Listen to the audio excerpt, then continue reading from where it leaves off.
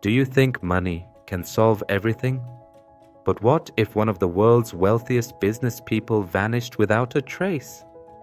This is the true story of Karl Erivan Haub, a billionaire who lived a life of wealth, power, and luxury, disappeared during a seemingly ordinary ski trip, leaving behind an unsolved mystery. Was the disappearance of such a rich and powerful person merely a coincidence, or was it a carefully planned escape? Karl Erivan's disappearance in the Alps stands as perhaps the greatest mystery of a dramatic life. His story raises the question: did a life filled with risks come to an end due to a mere accident, or is there a darker secret behind it? Let's delve into this story, unraveling the events from the very beginning to its enigmatic end.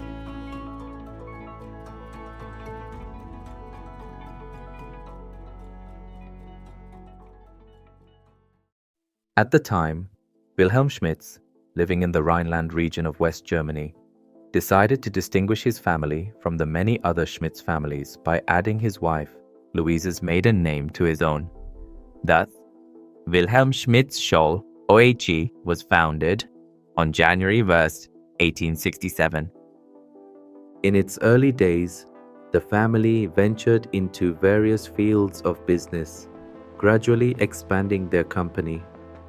The growing popularity of coffee at the time inspired them to explore a new line of business. Their first major breakthrough came with the acquisition of an industrial-scale coffee roasting oven. After Wilhelm Schmitz's death in 1887, the company's control passed to his sons, Karl and Wilhelm. The brothers began promoting their products, quickly gaining popularity, and decided to expand their operations. The first Scholl family retail store opened in 1893. Initially, the company relied on third-party distributors or sold directly to retailers, but these methods failed to provide a consistent order flow. In the 1890s, the company decided to bring the distribution of its products under its own management. This new distribution arm was named Tengelmanns, after their longtime collaborator, Emil Tengelmann. Under the Schmitz-Scholl operation, a retail subsidiary called Firma Hamburger Kaffee Import Geschäft, Emil Tengelmann, was established. Tengelmann stores featured the company's coffee, cocoa, and tea products, along with other grocery items. This new distribution format proved to be a major success. The Scholl family quickly expanded the Tengelmann concept from a single store into a full-fledged retail organization with branches across Germany. The driving force behind this growth was the company's coffee, which had become a popular brand name. The Scholl Tengelmann operation rapidly evolved into one of Germany's and Europe's leading coffee importers. The success of their wholesale and retail distribution activities encouraged the company to increase its production capacity. The company's entry into confectionery was quickly followed by the construction of its own chocolate and cocoa factory in Mülheim, which opened in 1912. By the 1920s, the company began selling confectionery products in international markets.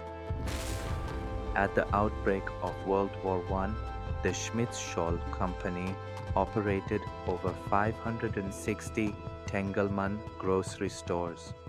However, Germany's blockade by both the Allies and adversaries significantly restricted the company's operations. Following Germany's defeat and the territorial losses imposed as reparations, Tengelmann itself lost around 160 grocery stores. The post-war period brought rampant inflation, rendering the brand nearly worthless. To adapt and survive, the company, now officially calling itself Tengelmann, expanded its product line to include inexpensive items such as substitute coffee and pudding powder. By the early 1930s, the Nazis' rise to power brought new challenges. With Carl Schmitz Scholl's death in 1933, his son, Carl Jr., took over as head of the company. The Nazis' policies, which aimed to protect the struggling small merchant class, introduced strict measures against large-scale retail chains like Tengelmann. These measures included heavy income taxes. Tengelmann managed to avoid some of these restrictions by forming alliances with other firms, securing tax exemptions, at least for non-Jewish companies. With the onset of World War II, Tengelmann's operations fell under the control of the Nazi government. The company's urban stores and factories suffered heavy damage during Allied bombings. Many of its surviving factories ended up in Soviet-controlled East Germany. On top of these challenges, Carl Jr. was imprisoned. Nevertheless, Tengelmann resumed operations in 1945 under the leadership of Carl's sister, Elisabeth Haub. Tengelmann rose once again during the 1950s. By the end of the decade, the company had restructured all its stores to adopt a self-service format. It also quickly embraced new technologies, such as electric cash registers and computerized data processing. Perhaps the most pivotal move that positioned Tengelmann as one of the country's leading supermarket chains was the introduction of an innovative shopping concept in 1953. This concept was brought back from the United States by Erivan Haub, the nephew of Carl Schmitz Scholl Jr. At the time, 20-year-old Haub had been sent to the US to gain experience by working in American supermarkets. There, he encountered the relatively new self-service model, which was rapidly becoming the foundation of the American grocery market. Haub recommended that Tengelmann adopt the self-service concept, a decision that would prove transformative for the company. In 1967, Tengelmann opened its first hypermarket under the name Grossomarkt. This was followed by the launch of another concept store, Tenga Markets. By 1968, Tengelmann had become a nationwide chain with over 400 branches, including more than 350 Tengelmann supermarkets, an increasing number of Tenga discount stores, Grossomarkt hypermarkets, and its chocolate production operations. The death of Carl Schmitz Scholl in 1969 brought his nephew, Erivan Haub, to the helm of the company. Having previously introduced the self-service concept, Haub became the chief architect of Tengelmann's largest expansion. By the late 1970s, Tengelmann acquired a 24% controlling stake in the Great Atlantic and Pacific Tea Company, A&P, a supermarket chain that had once been the world's largest, with over 12,000 branches. By the 1970s, A&P was in decline. In the 1980s, Tengelmann expanded into the Netherlands, acquiring Hermans Group, the country's fourth largest supermarket group. By the end of the decade, the company had entered 2 more European countries, Italy, through the acquisition of the Superol chain, and Hungary, by purchasing the Scala Coop supermarket chain. Carl Erivan Haub joined the Tengelmann Group in the 1990s, preparing the company for digital transformation. After appointing his eldest son, Carl Erivan, as the company's European director in 1997, Erivan Haub assigned his youngest son, Christian Haub, to lead Tengelmann's A&P division.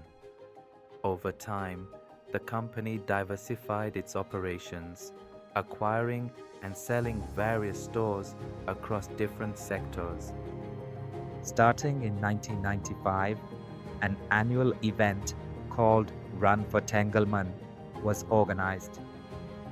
Karl Erivan's father, Erivan Haub, was the person who transformed the Tengelmann Group from a family business into a global giant.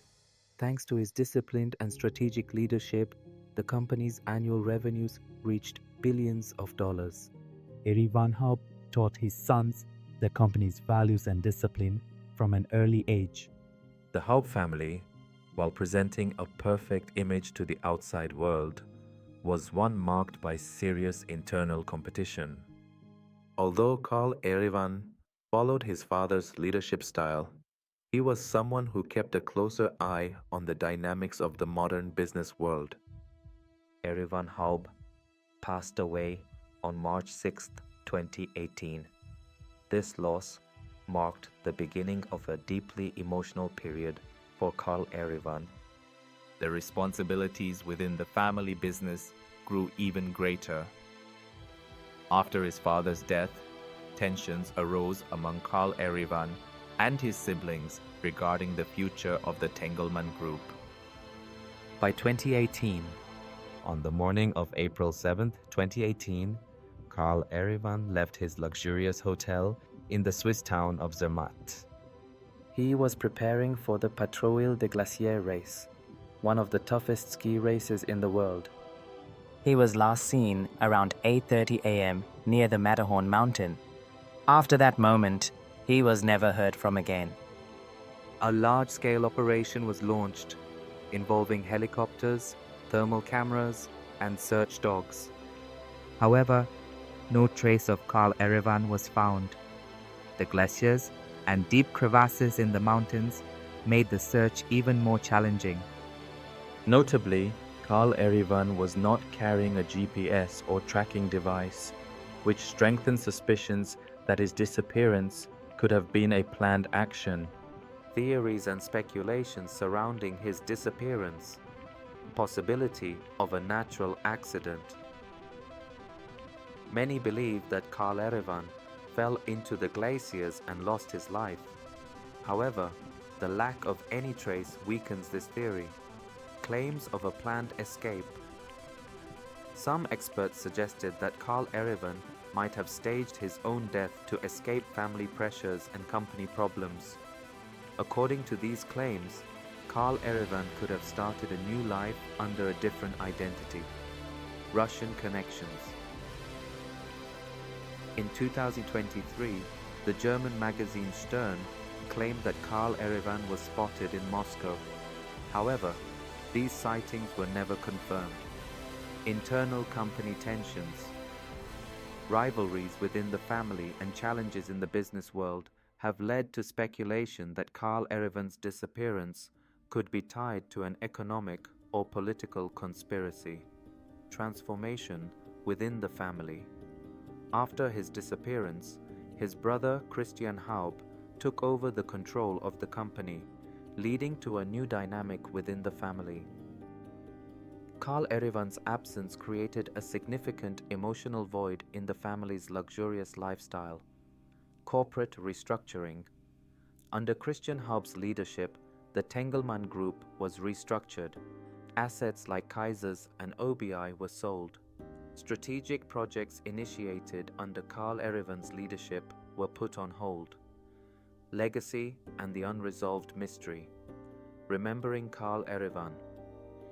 He is remembered as a leader, an adventurer, and a tragic figure. His story has entered history books as one of the greatest modern mysteries. There are mysteries even money cannot solve. The story of Karl Erivan Haub reminds us of the greatest questions humanity faces. Who are we and what do we leave behind?